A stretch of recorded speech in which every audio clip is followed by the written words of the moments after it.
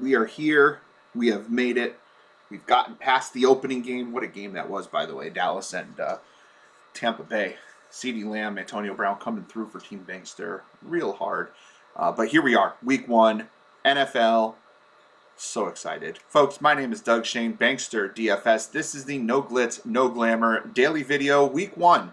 Sample GPP Leverage and Pivots for our GPP games. Again, representing Bankster DFS. And if you want more Bankster DFS, if you want more GPP, cash games, how inactives are going to affect your lineups, make sure to check myself and Michael Gudadero out 10:30 a.m. Eastern Standard Time up until noon every Sunday morning, live streaming on Twitter and our YouTube page for NFL Live Before Lock. We're going to get you ready for the games, and then we're going to go right into our Slack chat at noon and spend an hour helping you with your lineups, picking out some contests, talking about leverage plays. Really wonderful Sunday afternoon or Sunday mornings planned all season long here at Bankster DFS. What else do you get when you are a member of Bankster DFS? You do not just get NFL. You get everything we cover, every major sport, every niche sport, college sports. Our Slack chat has a ton of bonus channels. We have a partnership with Prize Picks DFS where you can get a 100% deposit bonus up to $100 using the promo code Bankster, and we have plays for that. We talk about that. There's a video for that you can check out. All sorts of wonderful stuff with BanksterDFS.com. What else do you get with BanksterDFS.com? You get daily player pools for all major and niche sports and our college sports. You get your Slack chat for all the channels that we have, and of course, award-winning articles and analysis from FSWA award winners, myself, Doug Shain, and Jeff Kaminsky, and a host of writers on Team Bankster that are future FSWA award nominees and winners. So what does it cost to be a member of this community? Just $3.99 a week. That is not per sport. That is not per medium. That is not per anything. It's per week. Under $4 a week, you get everything that we cover. If you want to lower that effective cost per week, we do have monthly and yearly prices that you can commit to, and you lower the weekly cost by doing that. And one of the cool things about Bankster DFS, if you are with us and you don't leave us, if you stay with us, your price will never change. If our price goes up for new members, your price stays the same. So get in sooner rather than later so you can keep that low price of under $4 a week. And again, it includes everything. Sports, all content, no hidden fees, everything. BanksterDFS.com. If you have any questions, you can drop them in the comments section or leave me a message on Twitter at Bankster17. Please don't forget, before we get into the main part of this video, like, share, subscribe, click the notification icon. That allows us to make more videos, give you more content, and don't forget to comment below. Let me know what else you want to see from us in terms of content. Doesn't have to just be football content. We'll do whatever content you want. Just tell us and we'll get it going. But right now, let's take a look. DraftKings. We're going to look at some leverage and pivot GPP stacks and mini stacks that we like. And then at the end, we're trying to make this a relatively quick video. We're going to build some leverage, one GPP stack that should have a little bit of leverage. If you want to hear more, again, Sunday mornings with myself and Michael Gudadero, 10:30 a.m. on our live stream. Plus, we've got multiple articles on the website from Brian Crozier, Michael Gudadero, Sean Goodwin, and myself, with all sorts of other GPP plays, and of course that Slack chat can give you further plays. So taking a look this week, I think the chalk games this week are going to be Philly, Atlanta. That was looking like it wasn't going to be huge chalk, but everyone in the industry is talking about it. So I really think this game is going to come in with a far higher ownership than we expect. I like the game. I'm going to stack the game, but I don't think you get any leverage using that game. I also think Minnesota-Cincinnati is going to be the chalk game of the week. The prices on Cincinnati are just so low, those wide receivers. You're talking $5,200 for Tyler Boyd, $4,800 for Jamar Chase, and $4,700 for T. Higgins. It is really easy to get a lot of big players in your lineup if you stack the Bengals, and I think a lot of people are going to go ahead and do that. I'm going to have exposure to this game, but again, there's no leverage playing that game. And then the other really big game this week, I think, is going to be Kansas City-Cleveland. The Chiefs, always a fun team to stack. Very expensive, though, so if you go heavy on this game, you're going to have to find some value, but it's week 1, and there's a ton of value, especially a wide receiver with guys like Marvin Jones, Rondale Moore, Elijah Moore, a couple of the Indianapolis receivers. You can get cheap receivers to make this work. So I do think people are going to flock to the Kansas City side of this game, run it back with Cleveland. If you want to get a little tricky on this game, use Baker as your quarterback instead of Mahomes, and that's a way to differentiate your lineup a little bit. One game that I think is going overlooked a little bit more than it probably should is this Green Bay New Orleans game. It's got a high total. It's got a lot of expensive players, but as we talked about with the Kansas City game just a second ago, there's so much value on this slate that you can pull together a really good lineup from this game and still get some value, that reasonable value to make a lineup work. Obviously, the higher end way to go with this is to run Aaron Rodgers with Devonte Adams and run it back with Kamara and probably Marquez Callaway. He's going to be very popular. I forgot to mention him in my cheap wide receiver soliloquy a few minutes ago. This is a fairly good way to go with this game. I think if people stack this game, this is the way to go. How can we differentiate this a little bit? Well, we can go from Aaron Rodgers to Jameis Winston and save $1,600. We could get Aaron Jones in there because there's a little bit of correlation with Aaron Jones and Aaron Rodgers, because Jones does catch just enough passes to make him worthwhile. I do think he's going to see more work in the passing game with Jamal Williams gone. So I think there's some opportunities there. And I do think there's an opportunity at wide receiver for the Saints. Juwan Johnson is going to play tight end for the Saints. He's getting a lot of pub, and Jameis Winston loves him. He's listed as a wide receiver, and I don't think he's going to be as popular as someone like Rondale Moore, Elijah Moore, Callaway, Terrace Marshall, Marvin Jones, Paris Campbell. I think there's a lot of lower-end wide receivers that are going to see a lot more roster percentage than a guy like Juwan Johnson. If Juwan Johnson was a tight end, I actually think he'd be chalk at 2,500 this week, or even 3,000. But he's not. He's going to fill up one in wide receiver slot. So he's a guy you can throw into a New Orleans Green Bay stack to differentiate it just a little bit, though I'm not running to do that. Another game that people are sort of overlooking right now, and it's weird, is the Indianapolis-Seattle game. It's weird in the fact that there's such a high total in this game. There's an over 50 total in this game. I don't really see where it's coming. I actually think the game comes in under, because I think both defenses are better than people think. But also, I trust Vegas and I trust their odds. And if they think the game's going to go high scoring, we should, especially if the ownership's going to be kind of low in this game, we should probably have some exposure in GPPs to this game. Clearly the higher end way, just like with the Green Bay games, to go with the better of the quarterbacks. And so I'd go Russell Wilson with Metcalf and Lockett. Though I do think that there's an avenue to go with Gerald Everett. Russell Wilson likes to use his tight ends. Everett's a highly athletic tight end, and I think he's going to have a really good year here in Seattle.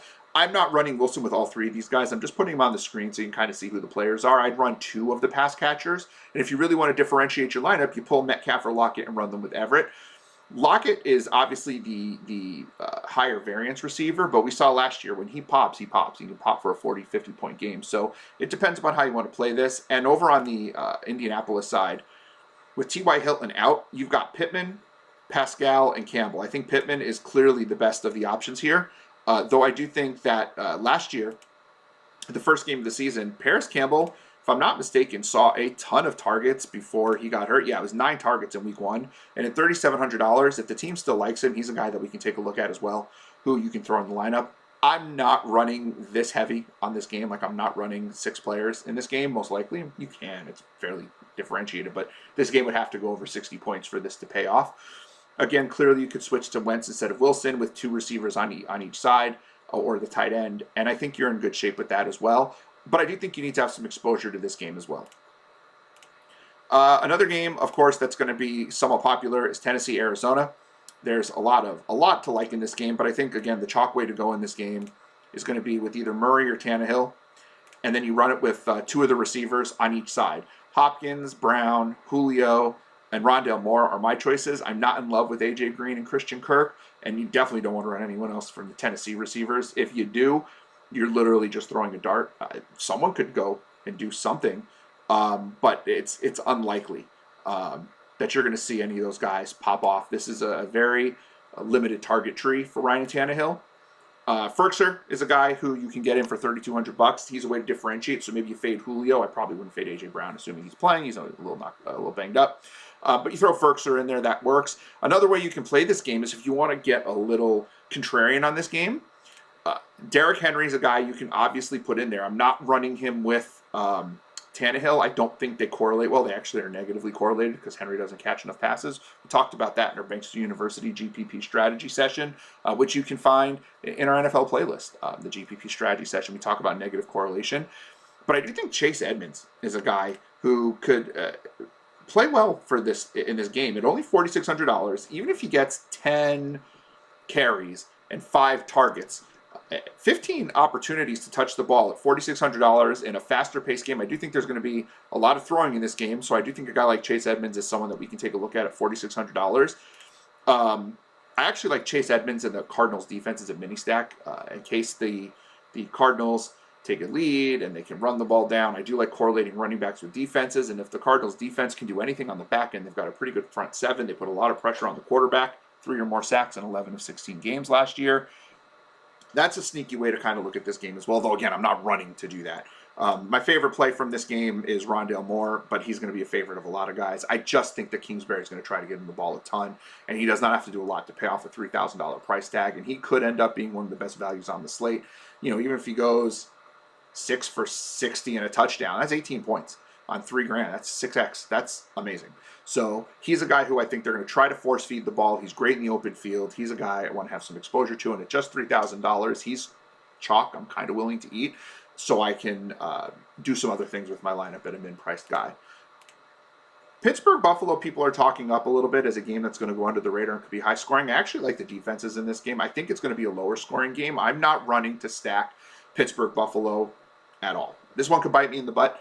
There's always some game that bites you in the butt, right? I'm not in love with Pittsburgh-Buffalo. I want to see Pittsburgh's offense do it. I want to see if Ben can push the ball down the field.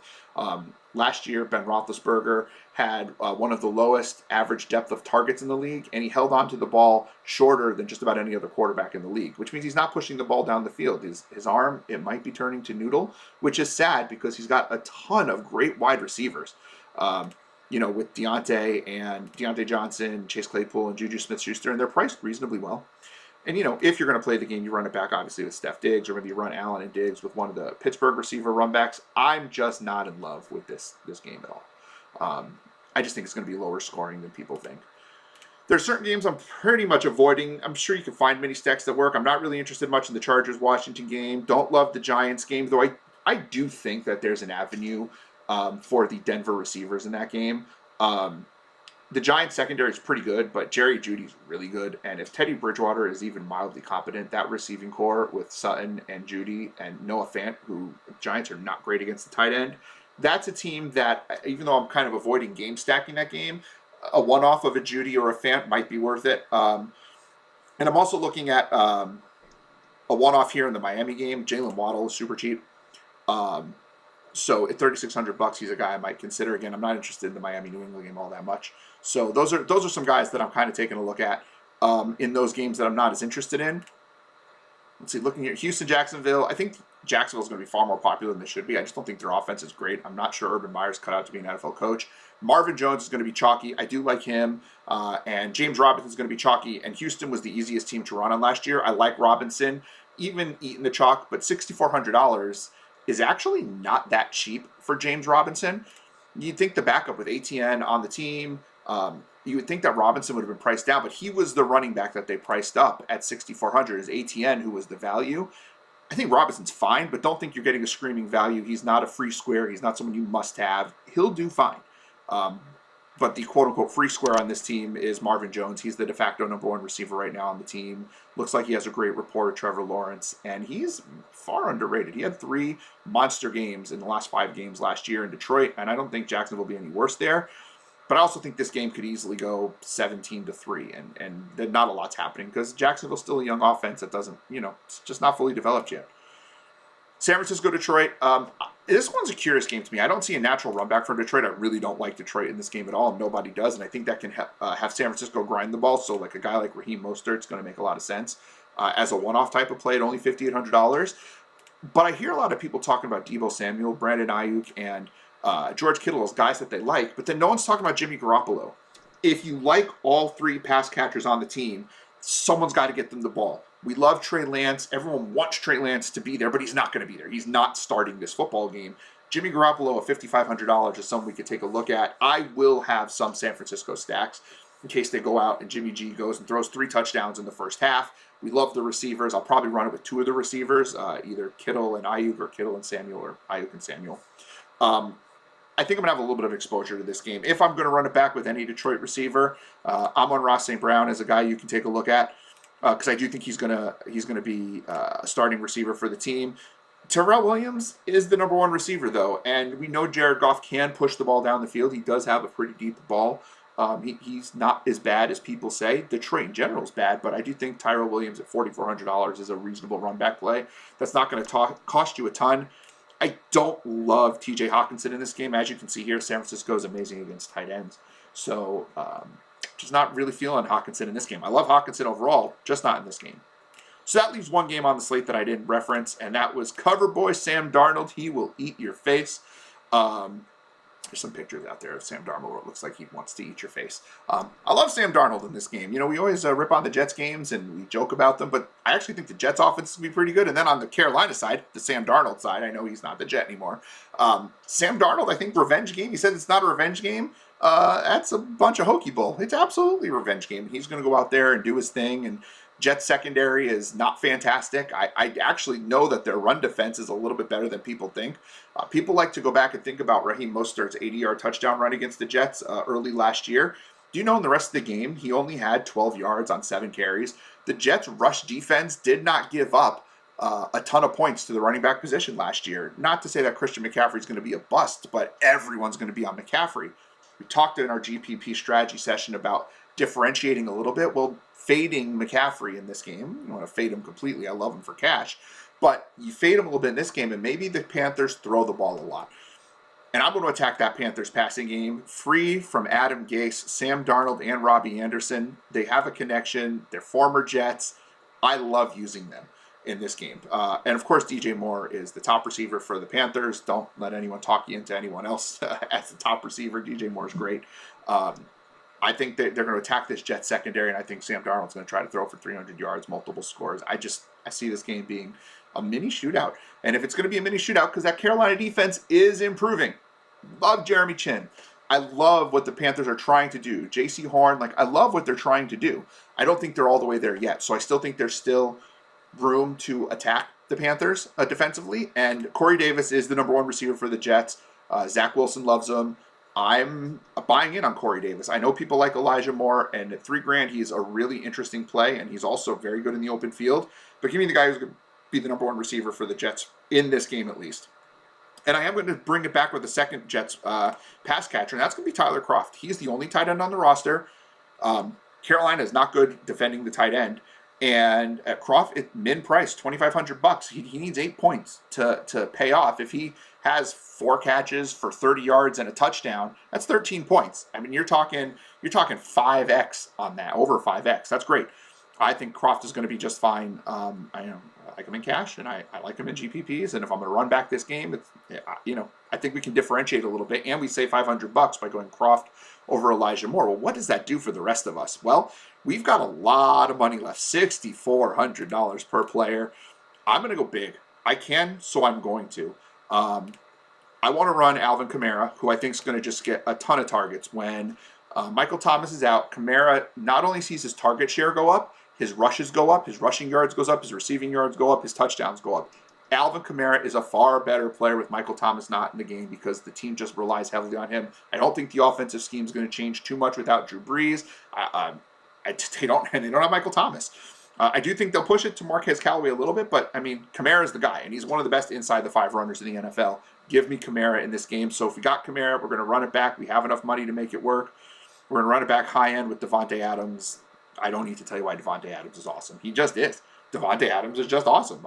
He scores in bunches. He's one of the most prolific touchdown scorers in the league. And, Green Bay did throw an inordinate amount of times from inside the 2 last year, and Devonte Adams was the main benefactor of that. Who's to say it won't happen again this year? Rodgers loves to throw them, and Rodgers is in full FU mode this year. I think that benefits Devonte Adams a lot. But I think we can differentiate a little bit here because Kamara and Adams is going to be a really popular stack. I think we can differentiate by also adding in Aaron Jones. I talked about Aaron Jones, how I think he's going to catch more passes this year. I do think this game's going to be relatively high scoring, and I don't think the combination of Kamara, Jones, Adams is going to be a very popular stack. But even if it is, we're stacking the Carolina and Jets game, so we're already different enough. We can afford some chalk in there, and we know Aaron Jones, when he pops, can be a 35 to 40 point guy. He's got downfield speed. He is great inside the 5. They don't use him as much as they should, but now we've got those inside the 5 touchdowns kind of taken care of. And we've got the guys who are going to get the majority of the touches for the Packers taken care of, and the guy who's going to get the majority of touches for the Saints. I really like that, and we're still kind of staying away from that Cleveland game, that Philly game, that Kansas City game. We're taking a high total game, and we're in really good shape there. And I'm rolling back to my Cardinals defense. I've been taking a lot of crap for it, but they get pressure on the quarterback. I don't care how many points the Tennessee Titans are going to score. It's rare that they score enough points for us to get negative, and even if we do, we only lose, 4 or 5 points. It's not the end of the world for $2,000. But the Cardinals sacked the quarterback 3 or more times in 11 of 16 games last year. Pressure on the quarterback leads to turnovers and sacks. I want that from my defense. I know their secondary is terrible, but their front 7 is great. If I can get 5 points out of the Cardinals, they have just as much upside for a touchdown defensively as any other team. You can't predict that. Give me that. This is a lineup that's going to be different enough where I can tell a story. We want to tell a story. The Jets shoot out a little bit with the Panthers because Darnold is on a mission. The Jets are better offensively than we think. And then we go with the Green Bay, New Orleans shootout. Our lineup is highly correlated, and we have a defense that pressures the quarterback. This is a strong GPP team. Is it guaranteed to win? Of course not. Nothing is. But this is a lineup that tells a story that's going to be different enough and has high-end enough players that can pay off for you in a tournament. I would run this in the Millie Maker as we see. Oh, you can't see that. I can see it on my screen. You can't see that. This is for the Millie Maker. I'd run this. I'm going to run this in the Millie Maker, but I can run this, and I would love to run this in a smaller field tournament. Smaller field tournaments tend to lean more towards the chalk, so you're going to have almost no ownership on this Jets-Carolina game.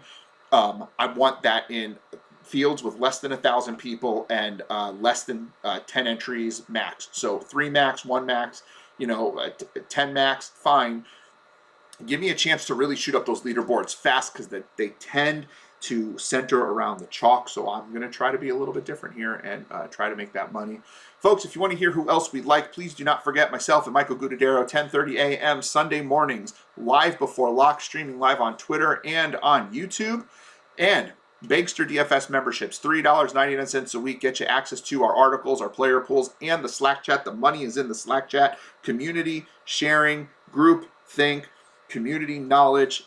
That's what we do there. That's where you can run your lineups, get one-on-one with our team, and actually our whole team can help you out. And it's $3.99 a week. There is a link to that in the description below. If you have any questions, hit me up on Twitter at Bankster17. Do not forget to like, share, subscribe, and click the notification icon so you know when all our videos are coming out. We do at least one a day, and we have those live streams once a week. Don't forget to comment if there's anything you'd like to see. Thank you so much for taking the time. Again, my name is Doug Shain, Bankster DFS. BanksterDFS.com. Good luck this weekend, and I cannot wait to see your green screens. Have a wonderful day.